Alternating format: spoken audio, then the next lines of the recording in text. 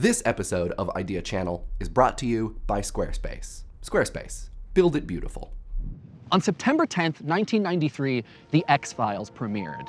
Dana Scully, a young FBI upstart and medically trained doctor, is partnered with Fox Mulder, an Oxford-educated psychologist who has developed a consuming devotion to FBI cases involving the paranormal, the mystical, the metaphysical, the alien. It is heavily implied by Dana's boss that her function as a rational, science-minded doctor is to debunk Mulder's work. Now, alongside the relationship between the show's two main characters, the show's tagline, "The truth is out there," and the iconic "I want to believe" poster prominently displayed in Mulder's basement office announce a theme of tension, one exhibited by both the show and its cultural moment, one concerning the paranormal, extraterrestrials, and a popular relationship to those things at the time, a kind of uneasy acceptance, an anxious curiosity about what may truly be the case. The X-Files ran for 202 episodes, concluding in 2002. And now, 14 years later in 2016, it's coming back. And I can't help but wonder why. I mean, beyond the obvious answers. Doop. Why us? Why now? Is there something about our time that signifies we may benefit from a similar conviction or anxious curiosity? And I think the answer is yes, but to get there, let's work our way from 1993. When The X-Files premiered, it was arguably both band member and maestro of a particular collective fascination. And that was no mistake. Creator Chris Carter has said that The X-Files capitalized on a present paranoia, one regarding the paranormal, aliens, and the potential cover-up of those things by vague yet menacing government agencies.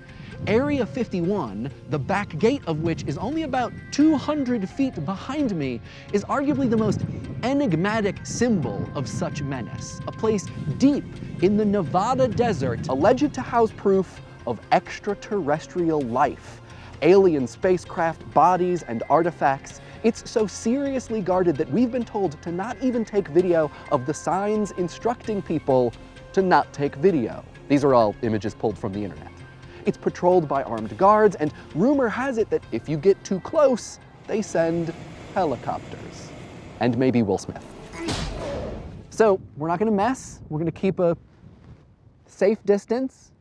Area 51 factors really heavily into the X-Files mythology, and interestingly, almost exactly a year before the show's premiere, on September 23rd, 1992, the Nevada test range, of which Area 51 is a part, performed its final underground nuclear weapons test.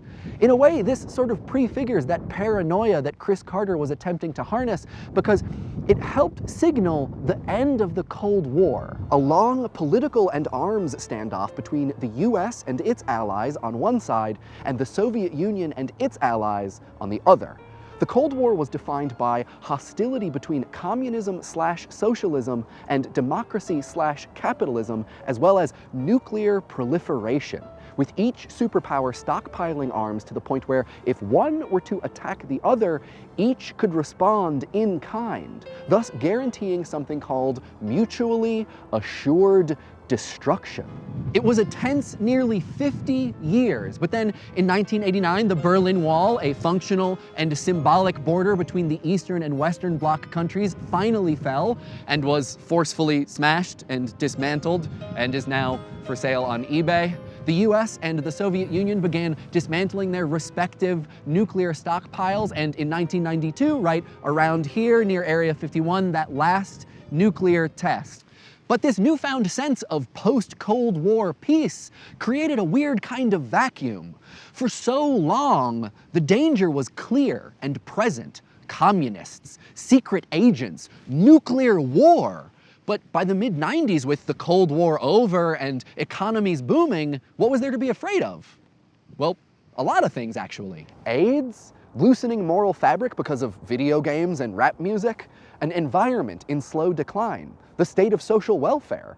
but no single concrete enemy with, like, their finger on the button. And so in place of a direct hostility, a kind of pervasive paranoia developed. It stands to reason that aliens became one symbol, one object of this difficult to direct anxiety. And I mean, as the X-Files always depicts, aliens are gonna come to Earth, circle your crops, implant stuff in your body, steal your time, and so on and so forth.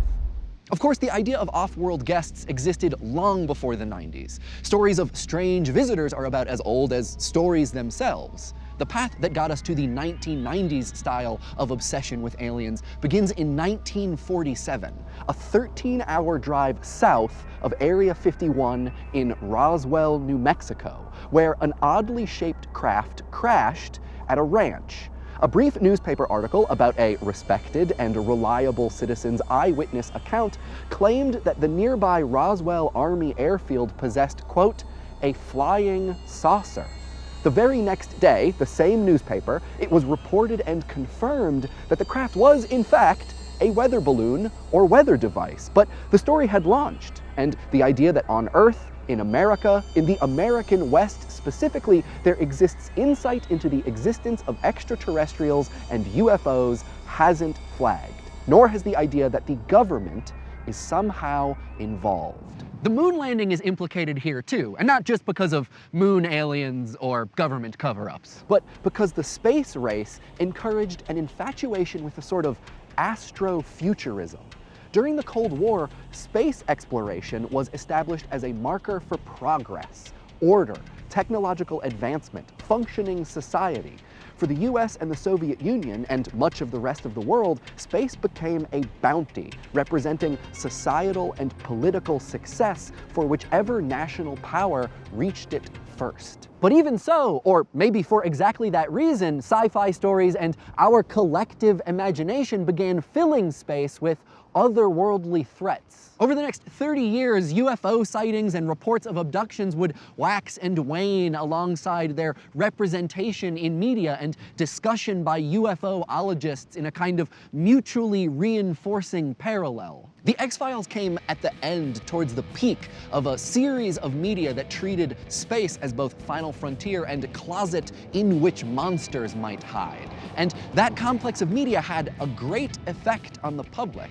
In a really controversial and well-known study called the Roper Poll, it was claimed that between 1 and 4 million Americans had been abducted by aliens. But in 1998, writing for the Skeptical Inquirer, Susan Blackmore countered that the Roper Poll didn't actually show how many people had been abducted by aliens, but how many people suffer from sleep paralysis, a condition that is often accompanied with hallucinations of threatening figures, and how much television people who suffer from sleep paralysis watch. It seems, absent good statistics, like claims of actual abduction have subsided, or maybe just aren't given the credence that they once were. But according to several sources, belief in aliens is at an all-time high. And according to the National UFO Reporting Center online database, incidences of alien sightings are as well. And I mean, hey, why not? Arguably, we regard Mars now the way that we did the moon 50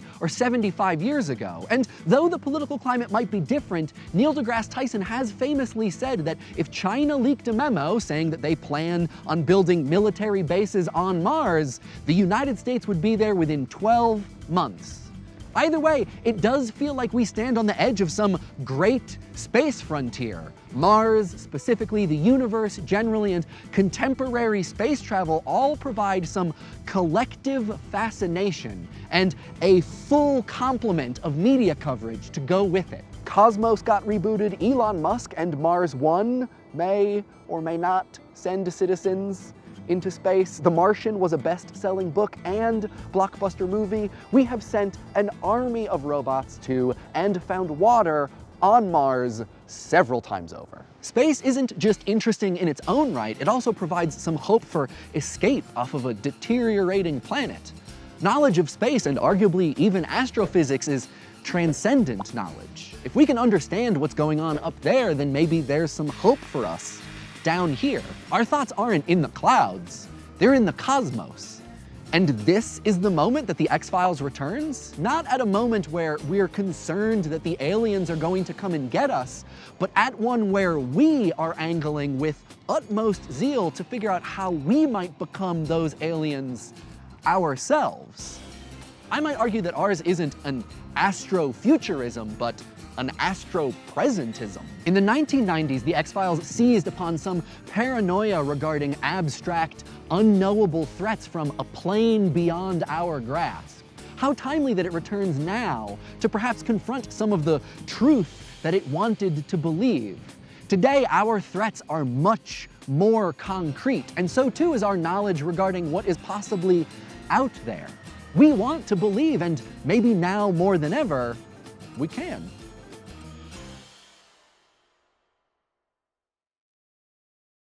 Let us know what you do or do not want to believe in the comments, and I will respond to some of them in next week's comment response video. In this week's comment response video, we talk about your thoughts regarding Las Vegas and the ruins of America. If you want to watch that one, you can click right here or find a link in the doobly-doo. And if you're looking out there for even more truth, Agent Joe Hansen over at It's Okay to Be Smart is examining the history of the Bigfoot legend and why people keep looking for big, hairy forest ape species. The absence of evidence is not the evidence of absence, so Joe asks whether or not science can actually ever prove if something doesn't exist. So if you want to check that out, head over to It's Okay to Be Smart. We'll put links everywhere. We have a Facebook, an IRC, and a subreddit links in the doobly-doo, and the tweets of the week come from everyone who let us know that they got the Idea Channel stickers that we mailed to them in the snail mail. It's really great to see all of these Idea Channel stickers on cars and dogs. For everyone who missed our flash giveaway, we're still not able to sell these, but we're gonna try every once in a while to mail some out to give them away. So keep an eye on the Idea Channel Twitter, and the next time that we have a batch printed, maybe you will be online at exactly the right time. But yeah, we will figure out eventually how to get these into the hands of people who want them in a more sensical way than coincidence. And hey, in case you were wondering, this episode of Idea Channel was made possible by Squarespace. Squarespace is an easy way to create a website, blog, or online store for you and your ideas. Squarespace features a user-friendly interface, custom templates, and 24/7 customer support. Try Squarespace at squarespace.com/idea channel for a special offer. Squarespace, build it beautiful.